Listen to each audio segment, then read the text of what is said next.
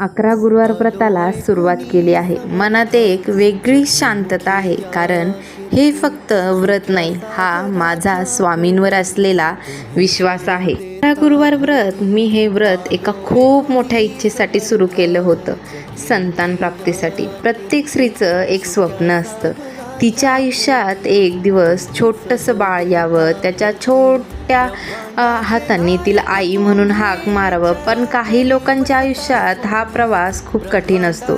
लोकांचे प्रश्न, डॉक्टरांच्या ट्रीटमेंट्स, रिपोर्ट आणि रात्री रडून काढलेल्या असंख्य रात्र, आणि मनात सतत एकच प्रश्न, देवा माझी वेळ कधी येणार? मी सुद्धा हे सगळं अनुभवलं आहे. बाहेरून हसत होते, पण आतून पूर्ण तुटलेली होते. आणि मग एक दिवस मी स्वामींच्या चरणी बसले, सगळं त्यांच्यावर सोपवलं आणि श्रद्धेने गुरुवार व्रताला सुरुवात केली.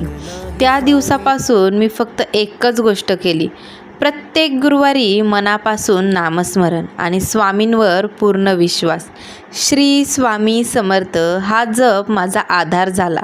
हळूहळू मन शांत व्हायला लागलं, नकारात्मक विचार कमी झाले आणि मला आतून जाणवायला लागलं की महाराज माझ्यासोबत आहेत. आणि मग अगदी चमत्कार झाला. ज्या आनंदाची मी इतक्या वर्ष वाट पाहत होते, तो क्षण माझ्या आयुष्यात आला. मला संतान प्राप्ती झाली आणि त्या दिवशी मला एक गोष्ट पूर्णपणे समजली, स्वामी कधीच आपल्या भक्ताला रिकाम्या हाताने पाठवत नाही. कधी वेळ लागतो, कधी परीक्षा असते, पण योग्य वेळ आली की महाराज आयुष्यात अशा प्रकारे कृपा करतात की ती सांगायलाच नको, की आपल्या डोळ्यामध्ये नेहमी पाणी येतं. आज मी जे आहे, जे सुख आयुष्यामध्ये आहे, ते सगळं स्वामींच्या कृपेने. म्हणूनच आज प्रत्येक गुरुवारी नम्रपणे त्यांच्या चरणी बसते. आणि हे व्रत फक्त इच्छा पूर्ण करणारं नाही, तर स्वामींशी जोडलेलं नातं आहे. जर एखादी गोष्ट खूप दिवसापासून वाट पाहत असाल, तर एकदा श्रद्धेने 11 गुरुवार नक्की करून बघा. पण एक गोष्ट लक्षात ठेवा, फक्त इच्छा नाही, तर विश्वासही तितकाच मोठा असावा लागतो.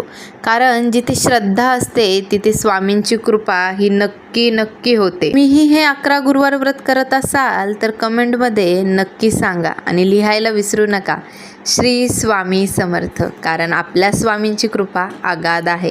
ज्यांच्यावर स्वामींची कृपा झाली, ज्यांना अनुभव आला, आज त्यांचे डोळे पाणावलेले आहे. कारण महाराजांची कृपा, महाराजांची लीला आपल्या समजण्यापलीकडे आहे. अवधूत चिंतन. श्री गुरुदेव दत्त.